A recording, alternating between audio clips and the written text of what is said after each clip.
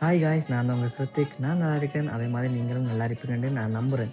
என்னடா 2 நாள் வந்தான், 2 வீடியோவை போட்டான், அதோடைய ஆள் காணா போய்த்தான் அப்படின்ட்டு யாராவது நினைக்கிறீங்களா? அதான் இல்லை.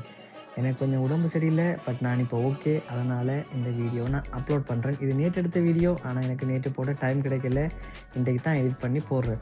இந்த வீடியோ உங்கள் எல்லாருக்கும் பிடிக்குமென்று நான் நம்புகிறேன். ஸோ அப்படி இந்த வீடியோ உங்களுக்கு பிடிச்சிருந்தா மறக்காமல் வீடியோ ஃபுல்லாக பாருங்கள். ஃபுல்லாக பார்த்துட்டு லைக் பண்ணுங்கள், கமெண்ட் பண்ணுங்கள், சப்ஸ்கிரைப் பண்ணிவிட்டு உங்களோட முழு ஆதரவையும் தாங்க.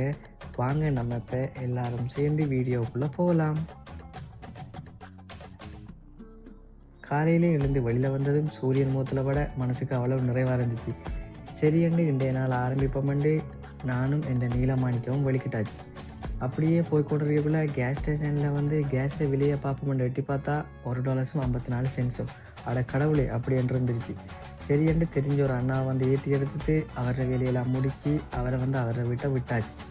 விட்டதுக்கு பிறகு நாங்கள் வந்த இடம் தான் மார்க்கம் பிரதர்ஸ். இது வந்து ஒரு சலூன். இது ரா பிளாசாவில் இருக்குது.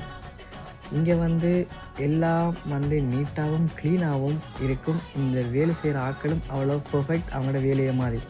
இவர்தான் வந்து நான் ரெகுலராக ஹேர் கட் பண்ணுறேன்னா அவர் தான் இந்த தம்பியையும் பெற்றிருக்கேன். தம்பியை முடிவெற்ற கேப்பில் நித்திரையும் கொண்டு தான் ஆள் அப்படி எழுப்பி எடுத்து அவருக்குரிய ஃபினிஷிங்கை முடித்து அண்ணா வந்து சொன்ன மாதிரியே தம்பி எனக்கு ஹேர் கட் பண்ணி விட்டுச்சு. சரியண்டு தம்பியை வந்து அப்படியே கூட்டி எடுத்துட்டு நாங்கள் 2 பேரும் அக்காவை தேடி போய் அக்காட்டையும் தம்பியை ஒப்படைச்சிட்டு இந்த அடிக்கிற பணியில் நானும் இந்த தம்பியும் பட்டு தெரிஞ்ச பாட நேற்று. ஐயோ கடவுளே, முடியலை. சரியண்டு தம்பியை வந்து அக்காட்ட அனுப்பிட்டு நான் வந்து திரும்ப வந்தேன் சலூனுக்கு. ஏனண்டா எனக்கு நான் முடிவெட்டணுமே, அதை மறந்துட்டேன். சரியண்டு அண்ணாட்ட நான் ஃபோட்டோவை காட்ட அண்ணாவும் ஃபோட்டோவை பார்த்துட்டு ஓகே கீதன் இதை மாதிரியே செய்வோம்னு சொல்லி ஸ்டார்ட் பண்ணிச்சு. சரியண்டு அண்ணா ஸ்டார்ட் பண்ணி இடையில் போக கேட்டுச்சு, கீதன் வெளிச்சம் உங்களுக்கு அடிக்கிற மாதிரி தெரியலையாண்டு. என்னென்னா லைட் போட்டால் வெளிச்சம் அடிக்குதானே என்ன சொல்ல அண்ணா சிரித்து போட்டு சொல்லிச்சு. இதை நான் மேலே போட்டிருக்கிற வெளிச்சத்தை சொல்லலை, உங்களோட தலையில் இருக்கிற வெளிச்சத்தை சொல்கிறேன். என்னென்னா சொல்கிறீங்க அப்படின்னு கேட்க அண்ணா சொல்லிச்சு, உங்களோட தலையை மொட்டை விழுக்குது. ஐயோ, எனக்கு இன்னும் கல்யாணமே நடக்கலையாண்ணா, அதுக்கிடையில் மொட்டையா? சரி பரவாயில்ல, இருந்து போட்டுமென்னு சொல்லி திருக்கக்குள்ளே அண்ணாட்ட சொன்னேன் முடிவெட்டி தம்மண்ணா. அப்போ நம்ம சேவையும் எடுக்கணும் தானே. ஸோ அதனால் இந்த தாடியையும் கொஞ்சம் ட்ரிம் பண்ணி ஷோட் பண்ணுங்க என்று சொன்னோன்னே அண்ணா அதையும் வந்து சொன்ன மாதிரியே பர்ஃபெக்டாக செஞ்சு முடிக்குது. சரி என்று அண்ணாட்ட சொன்னேன் எனக்கு வந்து புருவத்திலையும் கோடு போடணுமண்ணா. ஸோ அதையும் வந்து கச்சிதமாக போட்டு விடுங்க. நம்ம வடிவிலாட்டியும் சிகை அலங்காரம்ன்றது ரொம்ப முக்கியம். அதோட நம்மளை நம்ம லவ் பண்ணணும். ஸோ நான் என்ன லவ் பண்ணி எனக்கு பிடிச்ச விஷயங்களில் சில விஷயங்கள் செய்வேன். அதில் ஒன்று தான் இந்த முடிவெட்டுறது. ஸோ அண்ணாட்ட சொன்ன மாதிரியே அண்ணா வந்து நான் சொன்ன ஒவ்வொரு டைம் வந்து பார்த்து செஞ்சுது. அண்ணா முடிவெட்டக்குள்ளேயே எனக்கு நித்திர போகும். ஏனெண்டா அவ்வளவு நீட்டாகவும் க்ளீனாகவும் டைம் எடுத்து ஒவ்வொன்றா பார்த்து செய்யும். ரதீஷ் அண்ணா வந்து பெஸ்ட் என்னை பொறுத்தவரை. பக்கத்தில் இருந்த போனதான் லுக்ஸ். அவங்க போட்டிருக்கிற வசனமே வந்து நம்மளுக்கு மேதகவங்கள்ன்ற வரலாற்றை அறிந்து கொள்ளாதவர்கள் வரலாற்றை படைக்க முடியாது என்ற மேதகோட வசனம் வந்து நம்மளை ஒரு பூஸ்ட் பம்ப் மாதிரி அப்படி ஏற்றி விடும். இவங்கள்ட்ட கடையை சொல்லப்போனால் ஓகே, நல்ல குவாலிட்டியான உடுப்பு, ஜீன்ஸ், டிஷர்ட், ஹூடி என்று எல்லாம் இருக்கிறவங்கள்ட்ட.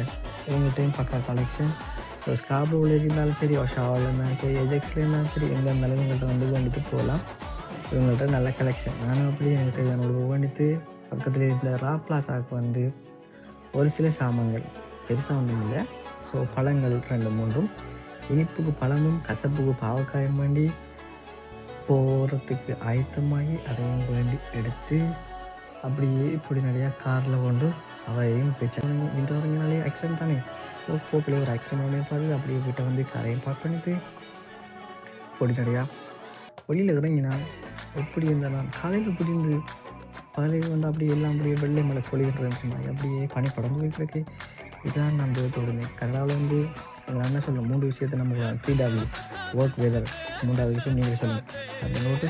இப்படின்னு பார்த்தா எங்களோட வீட்டில் ஃப்ரெண்ட்ஸ் வந்தாங்க. அவங்க வந்து இந்த அடிக்கிற குளிருக்கு கிழங்கும் அவிச்சு மாங்காயும் கடைஞ்சி சாப்பிட்டாங்க. அந்த கேப்பில் நான் இன்றைய நாளை முடிக்கணுன்றதுக்காக வேண்டியே சுட நாட்டுக்கோழி குழம்பு வச்சு அதை இறக்கி சாப்பிட்டு நிம்மதியாக படுத்தாச்சு. Okay, thank you.